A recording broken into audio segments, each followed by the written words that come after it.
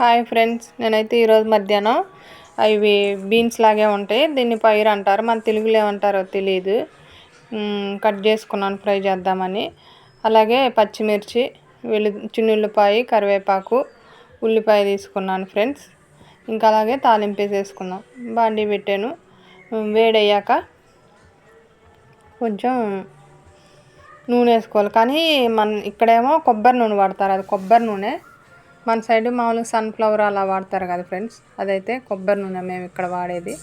వేసేసుకున్నాను. అలాగే ఆవాలు వేసాను. ఆవాలు వేసినాక కొంచెం చిటపటలాడేటప్పుడు చిటపటలాడుతున్నాయి చూసారా, చిటపటలాడేటప్పుడు జీలకర్ర వేసాను. జీలకర్ర వేసినాక అలాగే ఉల్లిపాయలు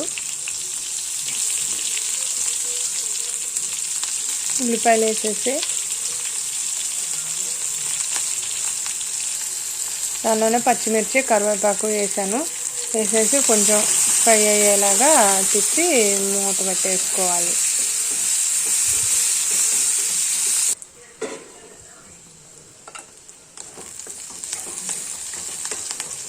ఫ్రై అవుతూ ఉంటాయి అన్నమాట.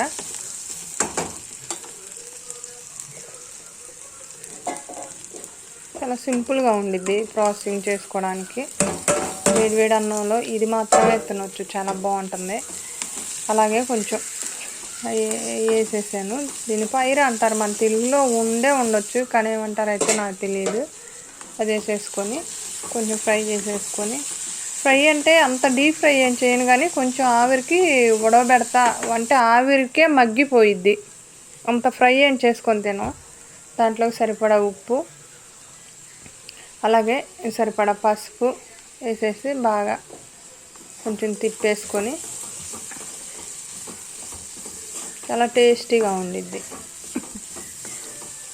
మన సైడ్ ఉండొచ్చు, దాన్ని ఏమంటారేమో. ఇదివరకు అయితే మా అమ్మ వాళ్ళ ఇంట్లో ఉంది ఇలాంటిదే, పెద్ద పెద్ద చెట్టు ఫ్రెండ్స్. అలాగే నేనైతే చిన్నుల్లిపాయలు దంచి పెట్టుకున్నాను. కొంచెం ఫ్రై అయినాక కొంచెం మగ్గినాయి కదా, అప్పుడు వేసేసుకుంటే బాగా ఉండిద్ది అన్నమాట. అలాగే చిన్నుల్లిపాయలు కూడా వేసేసుకొని కొంచెం మూత పెట్టి ఫ్రై అయ్యాక అది మగ్గిపోయింది చూసారా ఫ్రెండ్స్. అంతా 10-15 నిమిషాల్లో అయిపోయింది ప్రాసెసింగ్.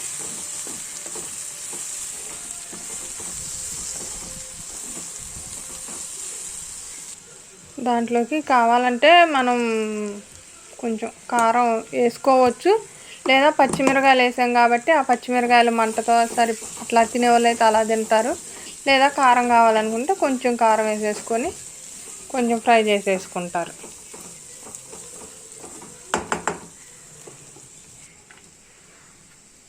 ఇప్పుడు ఆ చిన్నుల్లిపాయ దంచి పెట్టానని చూపించాను కదా ఫ్రెండ్స్, దాన్ని ఇప్పుడు వేస్తాను. అది వేసేసుకొని కొంచెం తిప్పేసేసి మూత పెట్టేసేసి గ్యాస్ ఆపేస్తే ఒక 5 నిమిషాలు ఉంచేస్తే రెడీ అయిపోయింది.